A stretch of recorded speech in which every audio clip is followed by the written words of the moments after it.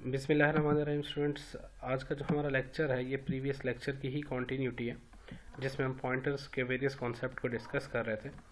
आज के इस लेक्चर में हम बात करेंगे डायरेक्ट मेमोरी एक्सेस के बारे में और इनडायरेक्ट मेमोरी एक्सेस के बारे में। तो इस वीडियो को देखने से पहले आप प्रीवियस वीडियो को व्यू कर लीजिएगा जहाँ पे हमने पॉइंटर्स को स्टडी किया था और हमने पॉइंटर में एड्रेस स्टोर कर लिया था कि पॉइंटर में हम किस तरीके से एड्रेस स्टोर कर सकते हैं। तो हम प्रॉपर अपने प्रोग्राम की तरफ आते हैं जहाँ पे हम इन दो कॉन्सेप्ट्स को मज़ीद डिटेल में देखेंगे, जिसमें डायरेक्ट मेमोरी एक्सेस की इन्वॉल्वमेंट भी हो रही होगी और इनडायरेक्ट मेमोरी एक्सेस की इन्वॉल्वमेंट भी हो रही होगी। और मैं फिर रिपीट कर रहा हूँ यहाँ पे कि आपके जहन में कुछ क्वेश्चंस आ रहे होंगे कि इनडायरेक्ट मेमोरी एक्सेस आखिर हमें ज़रूरत क्यों पेश आ रही है, तो या एड्रेस स्टोर करने की हमें ज़रूरत क्यों पेश आ रही है। तो इन क्वेश्चंस को अपने जहन में फ़िलहाल रखिएगा, माइंड में रखिएगा। इन क्यूरीज़ का आंसर जो है आपको आने वाले कुछ लेक्चर्स में मिल जाएगा। तो हम मूव करते हैं बेसिक टॉपिक की तरफ।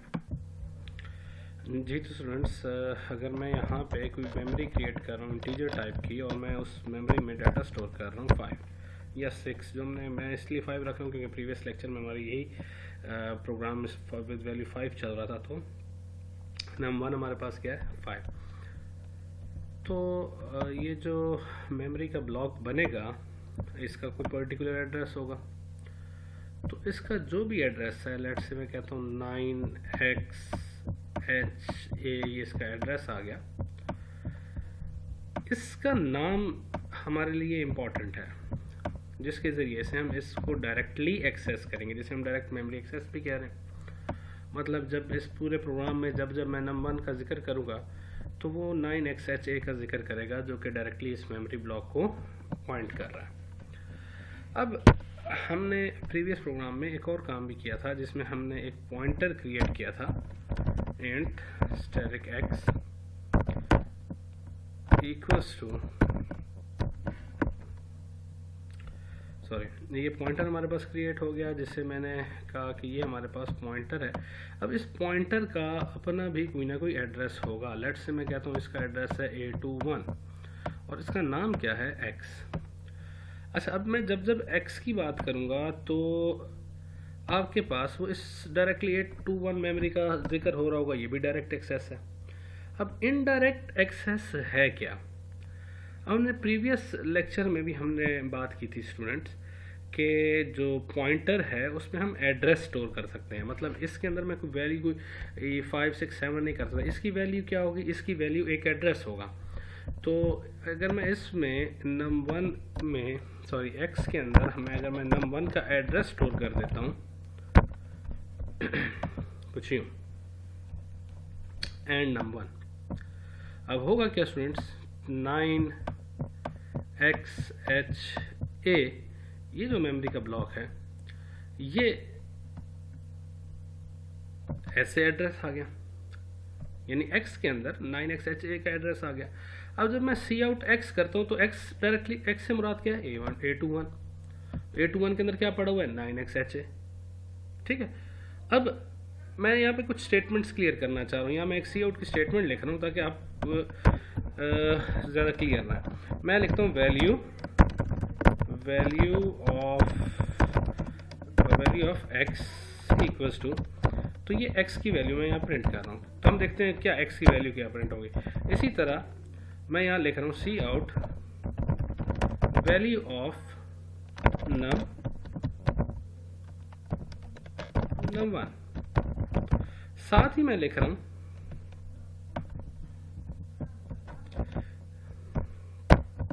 इसको थोड़ा सीक्वेंस देना चाह रहा हूँ ऐसे।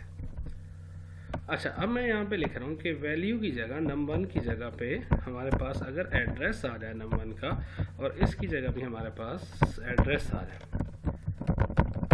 एड्रेस ऑफ num1, तो हमारे पास क्या हो जाएगा num1। सिंपल सी स्टोरी है, value of x and address of x।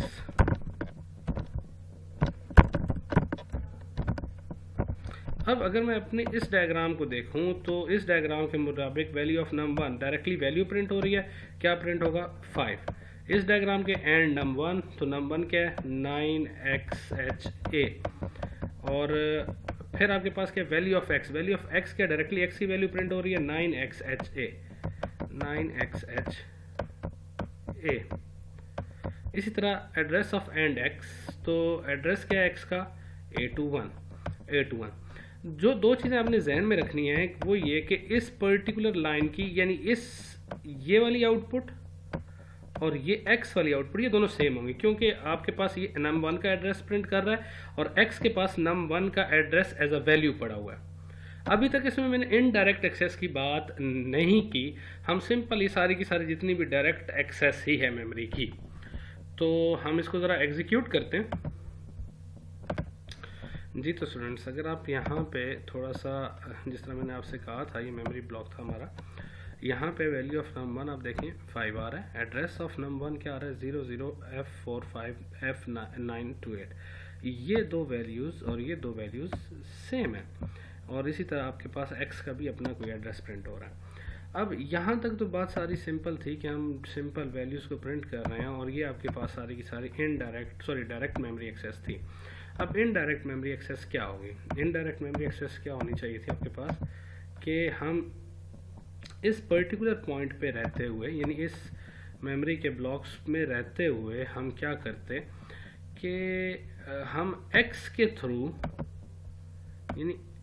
के थ्रू मैं प्रिंट करता इस वैल्यू को, इस कंटेंट को, यानी मैं x को प्रिंट करूं, कुछ ऐसा प्रिंट करूं कि ये वाली वैल्यू प्रिंट हो जाए।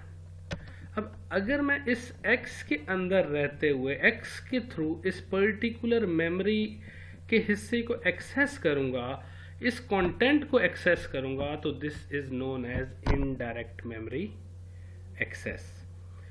तो हम उसको देखते हैं। अब सिंटैक्स देख लीजिएगा, ये सिंटैक्स तो नहीं हो सकता, ये सिंटैक्स नहीं हो सकता, क्योंकि ये डायरेक्टली x के साथ रेलेवेंट है।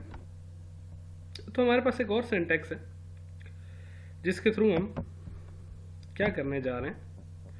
हमारे पास जो सिंटैक्स है वो है C out static x and l।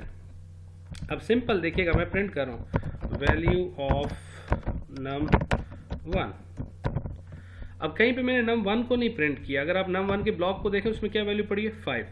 अब स्टूडेंट्स, ये स्टैटिक का ऑपरेटर क्या करेगा? अब x क्या करेगा? x जरा समझिएगा, ये स्टैटिक कुछ यूँ लिखा हुआ है, स्टैटिक 9xha, क्योंकि x के अंदर जो एड्रेस पड़ा वो क्या पड़ा 9। तो इस स्टैटिक के थ्रू, मतलब इस सिंटैक्स के थ्रू हमारे पास ये रेफर करेगा इस पर्टिकुलर मेमोरी के कंटेंट के अंदर, यानी ये स्टैटिक x मुझे कहाँ तक ले जाएगा? इस कंटेंट तक ले जाएगा। अब अगर मैं इसको रन करूँगा तो आउटपुट क्या आएगी देखते हैं। देखें तो स्क्रीन पे हमें क्या नज़र आ रहा है? वैल्यू ऑफ num1 5 नज़र आ रहा है। अच्छा तो स्टूडेंट्स, अब अगर हम इसमें मज़ीद थोड़ा सा इसको डिग करते हैं कि ये स्टैटिक x क्या कर रहा है, उस जगह तक जा रहा है। अब अगर आप ये देखें, मैं लिखता हूँ x इज इक्वल टू 9, तो ये एरर दे देगा। क्यों एरर देगा? क्योंकि ये जो पर्टिकुलर ब्लॉक है इसमें सिर्फ एड्रेस स्टोर हो सकते हैं। तो इसका मतलब क्या हुआ कि ये जो मेरा स्टेटमेंट थी ये तो जो है ना ऐसे हो गई। अब अगर मैं लिखता हूँ static x is equal to 10, अब होगा क्या? स्टैटिक x से क्या मुराद है? ये जो मेमोरी का 9xha का मेमोरी का कंटेंट 5 ख़त्म हो जाएगा। 5 किससे रिप्लेस हो जाएगा? 10 से। इस लाइन पे 5 प्रिंट होगा। अगर नीचे वाली लाइन पे मैं डाटा प्रिंट करूं num का, तो आपके पास क्या प्रिंट होगा? सी आउट न्यू वैल्यू या अपडेटेड वैल्यू ऑफ num1। इसी तरीके से अगर मैं यानी इनपुट लेना चाहूँ तो मैं इनपुट अगर सी इन एक्स करूँगा तो एरर, क्योंकि एक्स के अंदर मेरी वैल्यू कभी भी इनपुट नहीं होगी। ये स्टेटमेंट ध्यान में रखिएगा। हाँ, अगर मैं सी इन स्टैटिक एक्स लिख रहा हूँ स्टूडेंट्स, इसका मतलब क्या है? एक्स के पास जो एड्रेस मौजूद है आप वहाँ पे इनपुट ले लें, कौन सी वैल्यू, जो भी वैल्यू इनपुट ली जाएगी। तो अगर मैं इसको कमेंट करके अभी एग्जीक्यूट करूँ इसको, जी, तो आप देख सकते हैं यहाँ पे वैल्यू ऑफ नम 5। अब ये कब प्रिंट हुआ था, ये हमारे पास अगर आप स्टेटमेंट देखें तो हमने यहाँ पे वैल्यू ऑफ नम 1 को प्रिंट किया था किसके ज़रिए से, स्टैटिक एक्स के ज़रिए। फिर हमने स्टैटिक एक्स इक्वल टू 10 किया था और ये अगली लाइन में उसकी वैल्यू अपडेट हो गई। तो इस तरह से हम कहते हैं, इस चीज़ को हम कहते हैं इनडायरेक्ट मेमोरी एक्सेस, कि हम एक्स के अंदर रहते हुए हम किसी दूसरी मेमोरी को, यानी एक्स के ज़रिए से मैं किसी दूसरी मेमोरी को एक्सेस कर रहा हूँ, तो ये मेरे पास क्या कहलाती है, इनडायरेक्ट मेमोरी एक्सेस। मैं उस मेमोरी में अगर इनपुट करना चाहूँगा तो मैं ये वाली चीज़ फॉलो करूँगा। ये स्टेटमेंट जो सी इन एक्स है ये एरर है, क्योंकि इसका मतलब आप एक्स में इनपुट करें। एक्स ऐसा ब्लॉक है जिसमें इनपुट नहीं हो सकती, जिसको सिर्फ कोई ना कोई एड्रेस ही असाइन होगा, क्योंकि ये पॉइंटर, और वो एड्रेस भी किस तरह का होना चाहिए, इंटीजर टाइप का। आई होप कि आपको ये बात क्लियर हो गई होगी। आने वाले लेक्चर्स में हम रन टाइम मेमोरी के ऊपर बात करेंगे कि रन टाइम मेमोरी कैसे किस तरीके से हम क्रिएट करते हैं रन टाइम पे।